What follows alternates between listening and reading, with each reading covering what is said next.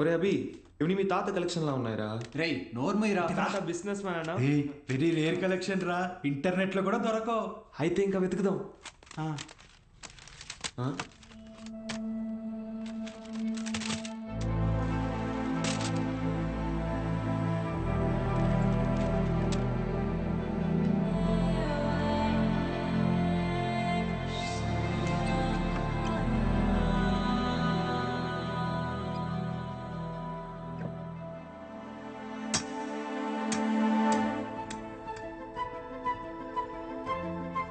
ఇటువరా చూస్తా, ఏదో పెద్ద హీరోయిన్ బ్లూ ఫిల్మ్ అయి ఉంటుంది. హీరోయిన్ అందుకే మీ తాత సీక్రెట్ గా దాచిపెట్టాడు. అవునా? రేయ్ టీవీ తీసుకురా.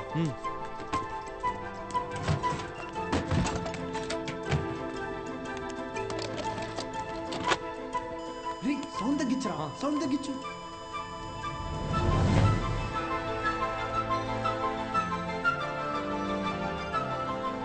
ఎవడు బా వీడు? హీరో ఏదో టీచ్ చేస్తున్నాడేంటి? అరే ఇది వింటేజ్ రా, డైరెక్ట్ గా మ్యాటర్కి రారు, మెల్లమెల్లగా మూడ్లోకి తెస్తారు.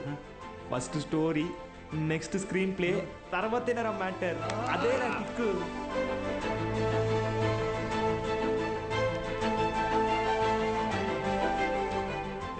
ఎంతసేపు రా అది, ఫార్వర్డ్ కొట్టరా. రేయ్ ఆగు, రివెంజ్ చెయ్యి, పాజ్ చెయ్యి. రేయ్ ఇది క్లాస్లో ఇచ్చిన హోంవర్క్ కదా? ఏంటి హోంవర్క్.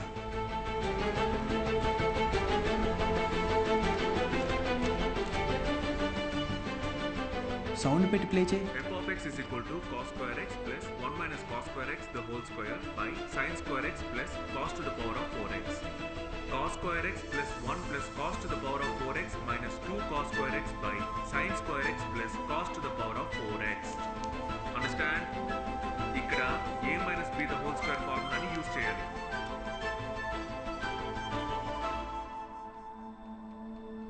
ఏం చెప్పాడు రా? అవును, ఎవరు మావా అయినా?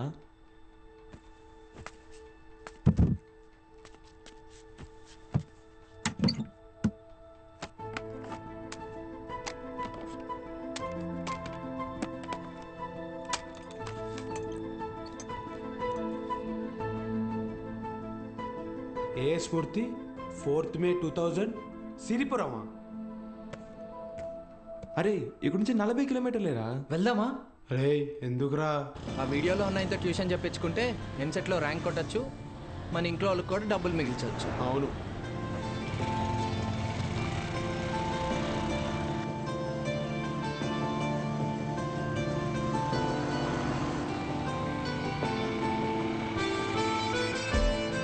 రే తమ్ముడు, ఇక్కడ ఏ స్మూర్తి గారు ఇల్లు ఎక్కడా? అరే మూర్తి, నీకోసం వచ్చినట్టున్నారు చూడరా. రే తమ్ముడు, ఈడు కాదురా, ఆయన కొంచెం పెద్ద ఆయన, ఓ 50 సంవత్సరాలు ఉంటాయి. మూర్తి పేరుతో ఈ ఊళ్ళో చాలా మంది ఉన్నారు బాబు. నీకే మూర్తి కావాలి? మేడం, ఈ ఊర్లో 20 సంవత్సరాల క్రితం మూర్తిని ఒక లెక్చరర్ ఉండేవాడా? అలా అయితే ఈ ఊరు గవర్నమెంట్ కాలేజీలో పనిచేసిన ప్యూన్ ఒకతను ఉన్నాడు. వీళ్ళు లెక్చరర్ కాదు బాబు, మా కాలేజీలో చదువుకున్న స్టూడెంట్. అప్పుడప్పుడు వస్తుంటాడు. ఇప్పుడు ఎక్కడున్నాడు? కడపలో, ఆ జిల్లా కలెక్టర్ కదా. కలెక్టరా? ట్యూషన్ చెప్తారంటావా?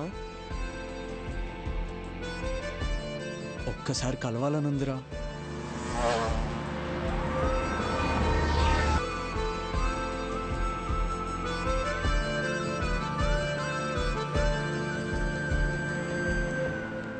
ఎక్స్క్యూజ్ మీ, చెప్పండి. మేము సిరిపురం నుంచి వచ్చాము, కలెక్టర్ గారిని కలవాలి.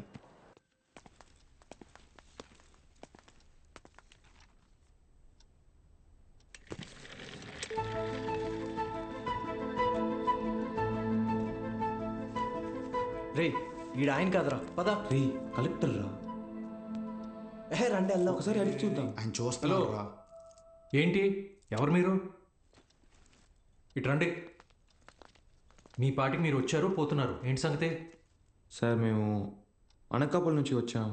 అయితే అది సార్, రీసెంట్గా వీళ్ళ తాత వీడియో షాప్ అమ్మేస్తుంటే. వీడియో షాపా? మీ తాత పేరేంటి? భూషణం సార్. భూషణం గారు మనవడువా? రండి కూర్చోండి.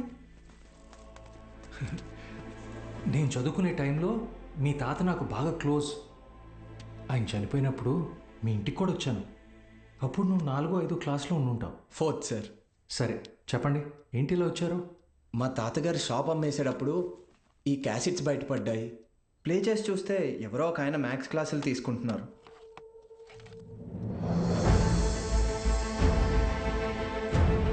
ఈ బాక్స్లో మీ పేరు కూడా రాసింది, అందుకే.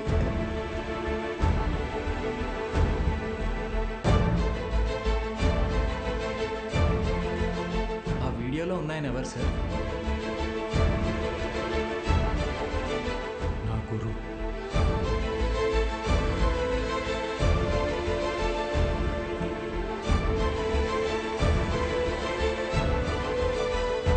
బాలు సార్.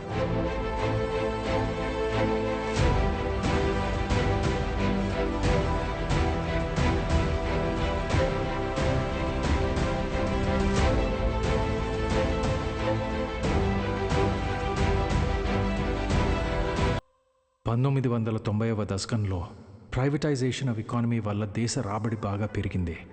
జనాల జీవన పరిమాణం పెరిగింది. చదువు అనేది ఒక నిత్యావసరంగా మారింది.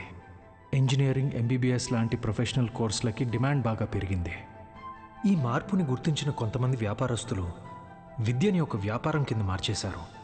ఎక్కడికక్కడ ప్రైవేట్ జూనియర్ కాలేజెస్ని పెట్టి ఎంసెట్ కోచింగ్ పేరుతో జనాల క్రేజ్ని సొమ్ము చేసుకోవటం మొదలుపెట్టారు. క్వాలిటీ ఆఫ్ ఎడ్యుకేషన్ పేరుతో ఇష్టానుసారం ఫీజులు పెంచేశారు. అదే సమయంలో స్టేట్ గవర్నమెంట్కి గవర్నమెంట్ జూనియర్ కాలేజెస్ని నడపడం భారంగా మారింది. లెక్చరర్స్కి శాలరీస్ కూడా ఇవ్వలేని పరిస్థితి వచ్చింది. దీన్ని అవకాశంగా తీసుకున్న ప్రైవేట్ కాలేజ్ ఓనర్స్ హై శాలరీస్ని ఆశగా చూపించి ఎక్స్పీరియన్స్డ్ అండ్ బెస్ట్ గవర్నమెంట్ ఫ్యాకల్టీని తమ వైపు లాక్కున్నారు. లెక్చరర్స్ కొరత వల్ల చాలా చోట్ల గవర్నమెంట్ కాలేజెస్ మూతపడ్డాయి. ప్రైవేట్ కాలేజెస్లో చదవలేని పేద విద్యార్థులకి చదువు ఒక అందని ద్రాక్ష కింద మారింది. దాంతో వాళ్ళ తల్లిదండ్రులు ఆందోళనకు దిగారు. గవర్నమెంట్ కాలేజీల మూసివేతకి, ప్రైవేట్ కాలేజీల దందాకి వ్యతిరేకంగా ఆపోజిషన్ లీడర్స్ నిరసన తెలియజేశారు.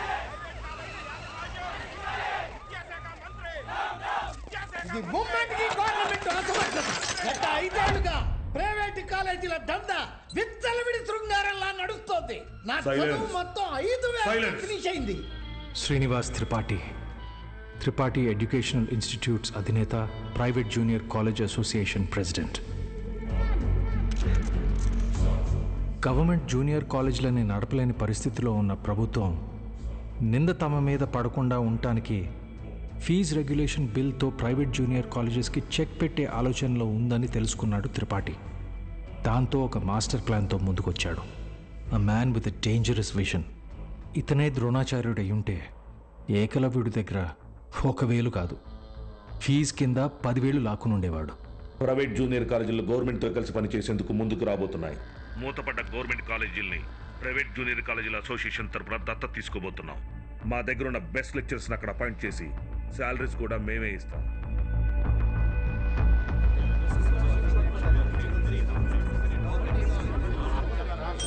సైలెన్స్. ఎందుకయ్యా భయపడతారు? ఏంటి త్రిపాఠి, మీ పాటికి మీరు టీవీ లైవ్ ప్రోగ్రాంలో ఇష్టం వచ్చినట్టు ప్రామిస్ చేశారు. సైలెన్స్. గుడి దగ్గర ముష్టి వాళ్ళకి చిల్లర వేయడానికి నేను ఆలోచిస్తాను. అలాంటిది మనకు నష్టం వచ్చే పని నేనెందుకు చేస్తాను? ఈ దేశంలో చదువు అనేది ఒక నాన్ ప్రాఫిటబుల్ సర్వీస్. ఏవో చిన్న చిన్న లూప్ హోల్స్ వాడుకొని మనం వ్యాపారం చేసుకుంటున్నాం. ఒక్క fees regulation bill can finish all of us. A mister Srinivas, Srinu coaching center 45,000 fees per annum. సడన్గా 6,000 ఫీజు తీసుకోమని నీకు నోటీస్ వస్తే ఓకేనా? ఏంటి సార్, ఐఐటి రమణయ్య గారు, మీ ఇన్స్టిట్యూట్లో 80% ఫీజు క్యాష్ రూపంలో తీసుకుంటున్నారు. ఈ వయసులో ఐటీ రేట్ జరిగితే తట్టుకోగలరా? త్రిపాఠి, మన కాలేజీలోని బెస్ట్ లెక్చరర్స్ని గవర్నమెంట్ కాలేజీలకు పంపిస్తే ఇక్కడికి వచ్చి చదువుకునేది ఎవరు? Use your brain Sudhakar. Best lectures ఎందుకు పంపిస్తాం? మరి మనం పంపించేది 3rd గ్రేడ్ జూనియర్ లెక్చరర్స్ని.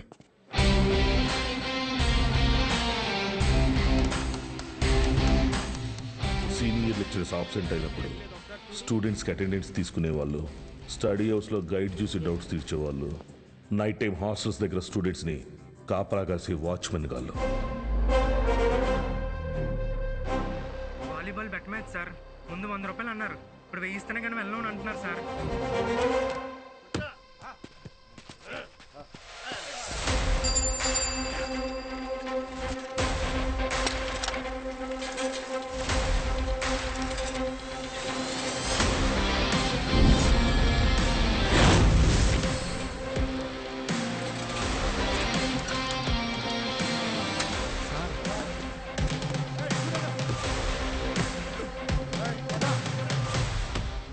నా వస్తాను ఏంటి మైసెల్ఫ్ బాలు బాలగంగాధర్ తిలక్ త్రిపాఠి ఎడ్యుకేషనల్ ఇన్స్టిట్యూట్లో జూనియర్ లెక్చరర్ని మ్యాథ్స్.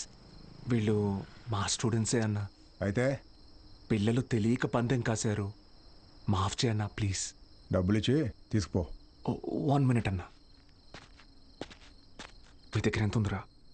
అది సార్ మొత్తం 100 రూపీస్ ఉన్నాయి సార్.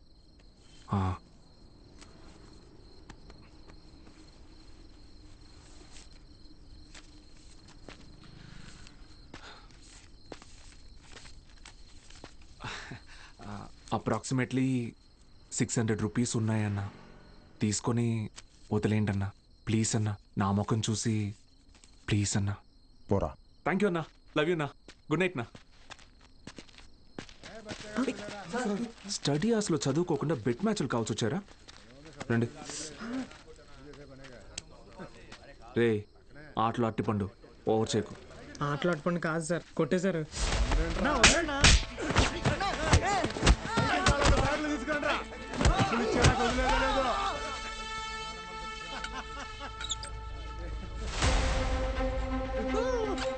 నా మా స్టూడెంట్స్ని కొట్టావా? నూకినా అయితే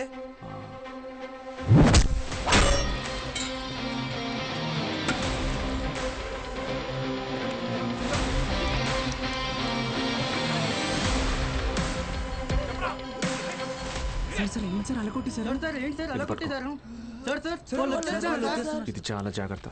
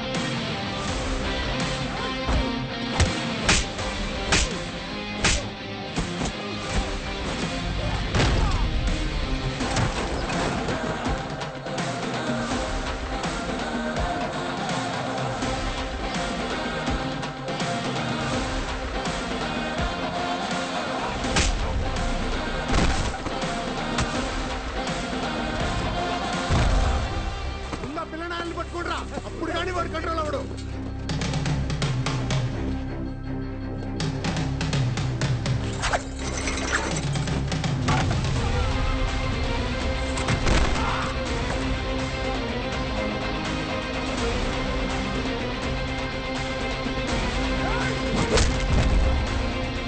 కేశవ సార్ పెన్.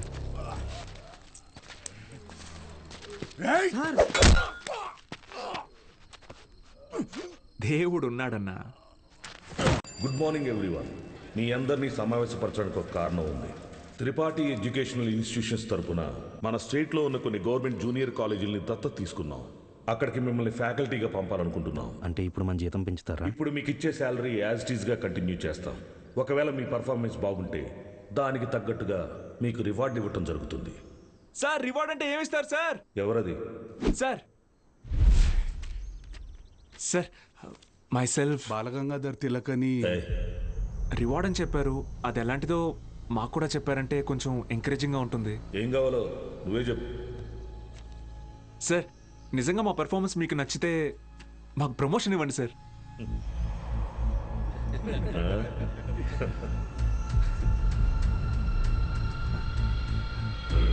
సరే, మీకు పోస్టింగ్ ఇచ్చిన కాలేజీలో మీరు చెప్పే సబ్జెక్టులో ప్రతి ఒక్క స్టూడెంట్ని పాస్ అయ్యేలా చేస్తే మీకు సీనియర్ లెక్చరర్ పోస్ట్ ఇస్తాను. Okay? Okay sir, super sir, thank you sir. Sir అవసరమా సార్ ఇదంతా? పోయిన నెల నా డ్రైవరు జీతం పెంచకపోతే మానేస్తానని ముందుకేశాడు. సరేరా, ఒక నెల రోజుల పాటు కారు ఎక్కడా గుద్దుకుండా నడుపు, జీతం పెంచుతానని చెప్పాను. కిందటి నెల వరకు వాడు ఒక్కసారి కూడా యాక్సిడెంట్ చేయలేదు. కానీ ఈ నెల కారుకు 3 పెట్టాడు డెంట్లో. మనకిచ్చే ఉద్దేశం లేకపోతే వాడికి మొయ్యలేనంత ప్రెజర్ అయినా ఇవ్వాలి, లేదా చేయలేనంత పనైనా అప్పచెప్పాలి. రై, ఏసీ ఆన్ చేసావా? వేసాను సార్. జీతం పెంచమని అడగటం మానేసి ఉద్యోగం తీయకపోతే చాలు అన్నట్టు పడి ఉన్నాడు. వీళ్ళు అంతే పడి ఉంటారు.